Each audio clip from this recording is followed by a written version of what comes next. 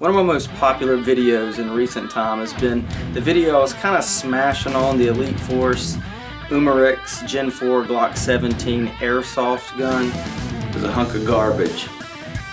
Basically saying that it was not really a training useful piece of equipment if you were in the mind to use it for that, because it didn't fit holsters and all that. And if you read the comments on that video, you see everybody saying, hey, it's obvious, it's obvious. No, nobody's Glock really fits 9mm, Glock 17, Glock 19 holsters. And there's been some back and forth a little bit about maybe some that could and some that don't. And a lot of people say all don't. There's one that does. Let's talk about that.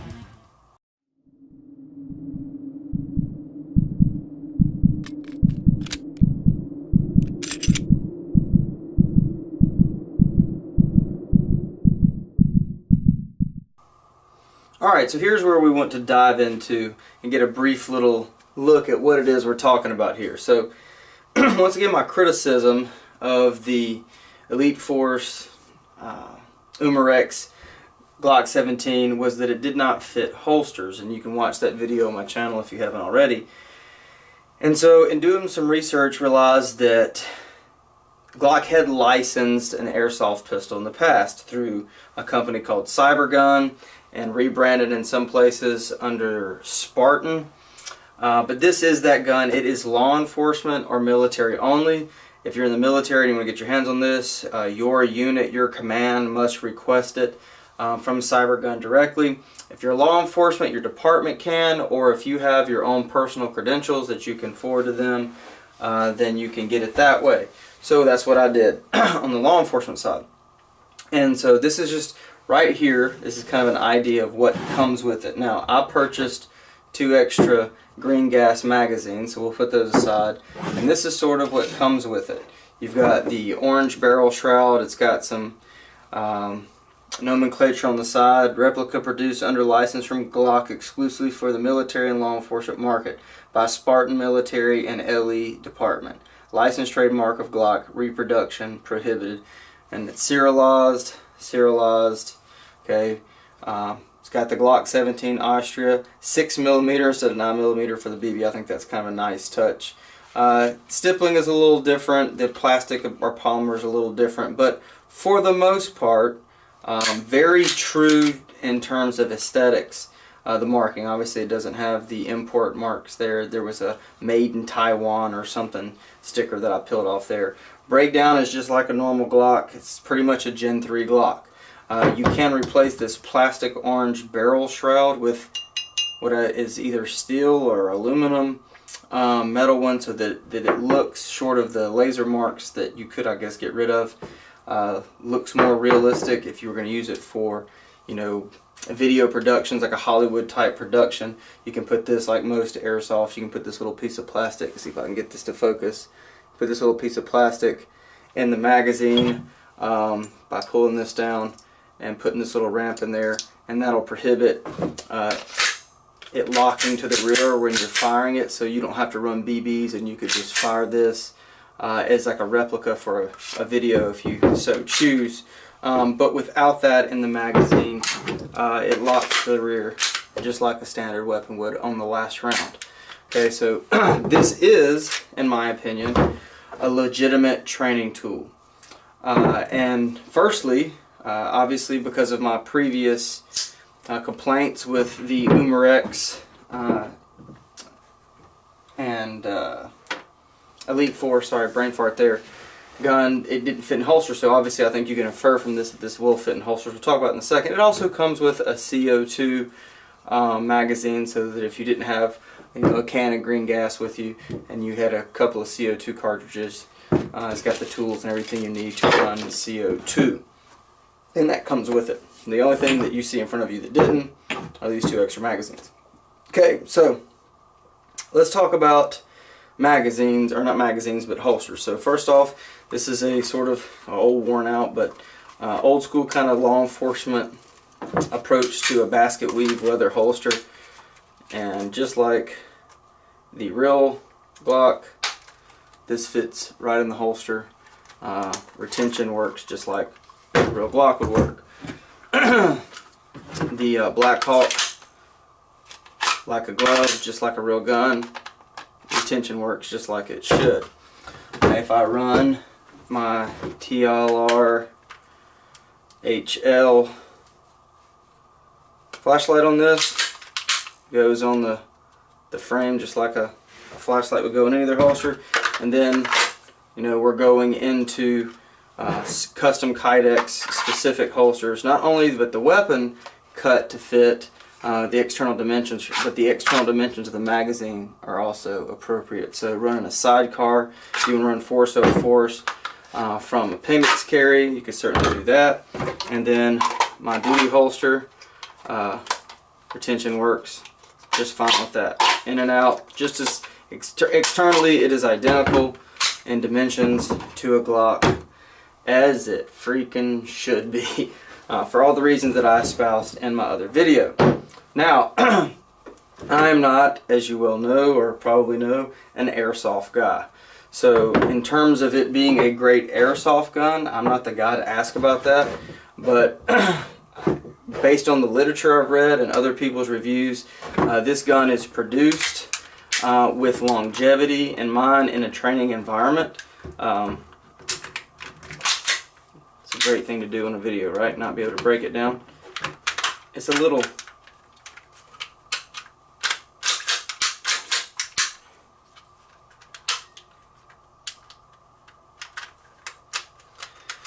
Well, this will all get edited out. What's the problem here?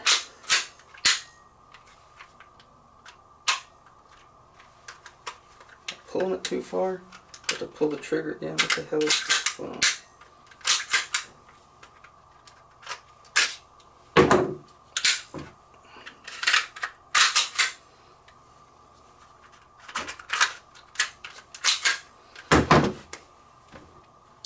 Okay, as you probably know if you've watched my other video, I'm not an airsoft guy, so I wouldn't be able to provide the best critique of this as an purely airsoft, I'm going to go play airsoft all the time, sort of toy or tool if you want to look at it that way.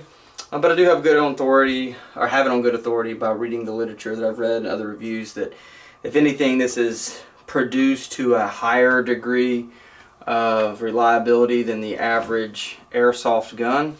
The price certainly reflects that. It comes apart very similarly to a real Glock, the only exception being that you actually cannot pull the trigger first, it doesn't break down properly. But the guide rod is captive, and with the spring that comes out pretty standard. And then the rest of this, then it gets really airsofty, if you will, in the way that this all breaks down. It's not a complicated thing to take apart. But it's definitely different, as you can see. I mean, these are parts and pieces that you're not going to find in a real Glock.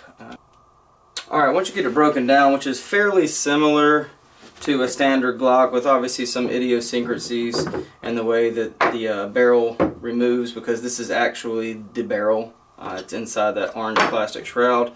You can replace that orange plastic shroud with the black metallic one to make it look more authentic, either for, I guess, for training purposes, if for whatever reason you might want to do that. But also, I guess, if you're doing some sort of Hollywood-esque production and you don't want an orange barrel visible in said production, you may want to replace that with something that looks more authentic. It goes together and function checks just like a real Glock.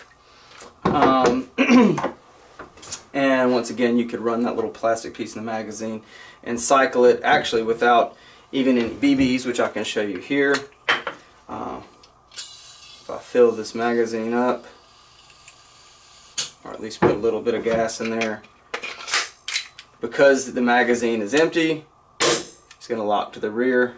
Okay. If I take this out and insert this little bumper piece, it sort of simulates it having a BB in it.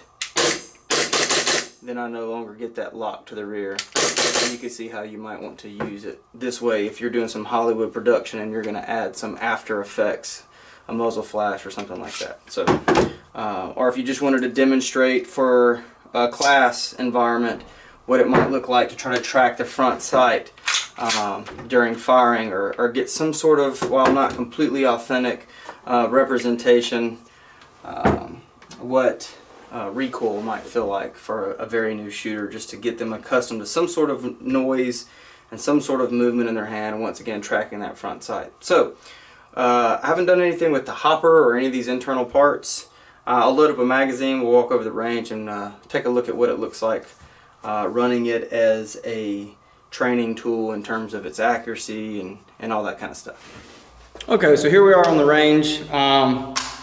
Once again, running this on my with my TLR and the in my holster here. More to come about this holster. And Legionary concealment. Those of you who are wondering, it's a Legionary concealment Trident 2 light bearing holster. It's got room for a compensator, obviously open top for RMR. I can run the shroud. It's got a level 2 retention, and it's set up to run Safari Land with the 0 cant. So more to come about that holster, just a little preview there, but just an idea to watch it operate, okay? So make sure I'm on the camera here, and it runs just like a regular Glock. It's amazing.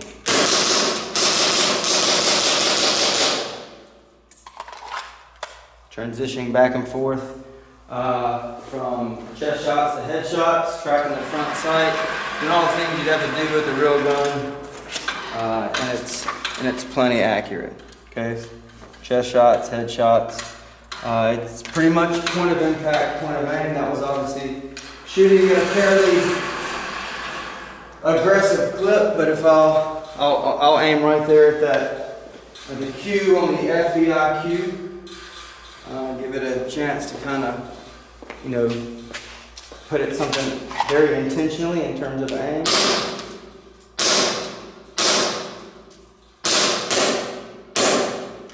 Okay, you start to hear the gas run dry. It is a 17 round mag, just like a real magazine, and all of those rounds fired at the Q were tearing that same hole. Bang, bang, bang, bang, bang, right in there. So, from my limited experience, but not so limited research, this is a very capable airsoft tool, toy, whatever you want to call it. If it's purely going to be an airsoft toy for you, here's the catch though. I mean, you got to be law enforcement, obviously, or military, have some sort of credential to be able to purchase it.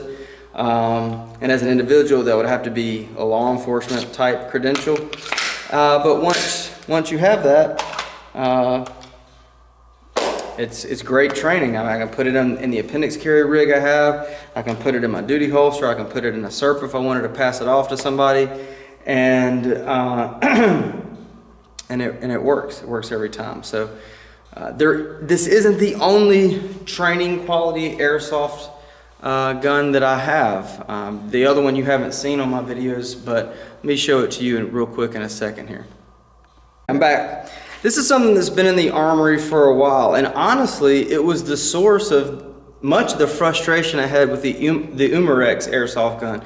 This is a WE Tactical XDM, and I use this because an XDM and a regular XD like I used to carry have pretty much the same external dimensions for holster purposes, and it would work in whatever rig I had that was set up for my XD. And so it was a force-on-force trainer, something to use in that role that I could run in the same duty gear. But when I swapped over to a Glock, then obviously this no longer fit the bill.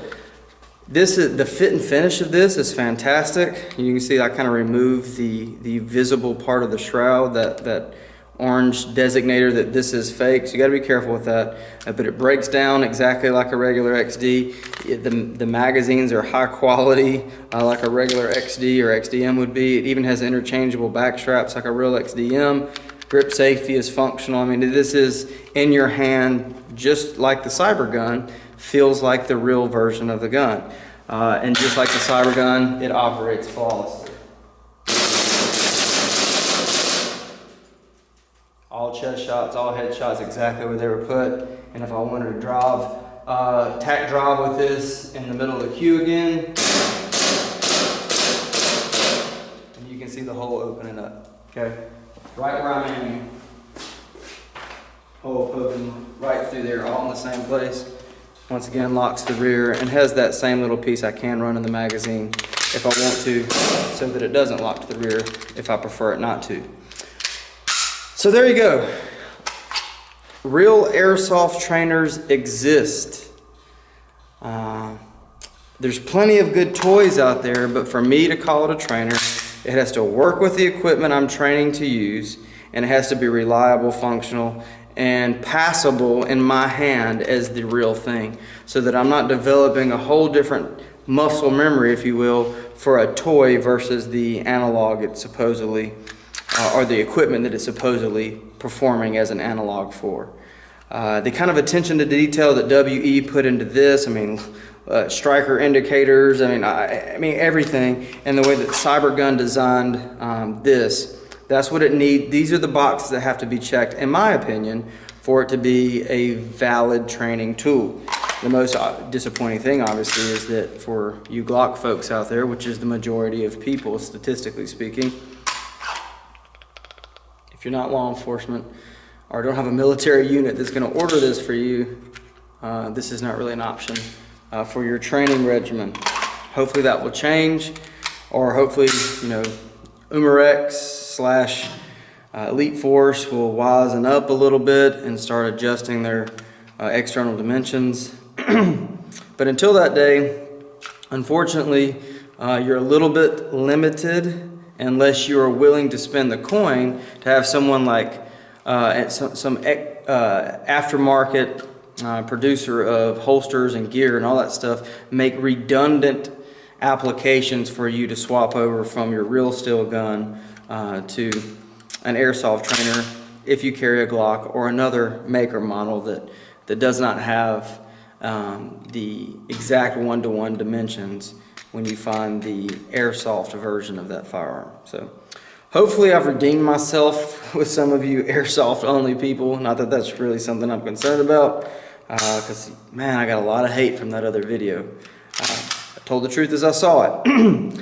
But there's real training stuff out there if you're blessed enough to have the access to it or carry a weapon that everyone has access to, a legitimate training tool. Expect to see these make appearances in my videos more frequently, and for people to be bleeding and bruised as a result when we get some more in-depth use of force videos filmed and force on force, and a lot of bloody knuckles to come with these tools. Appreciate you watching. Like, comment, subscribe. See you around the bend.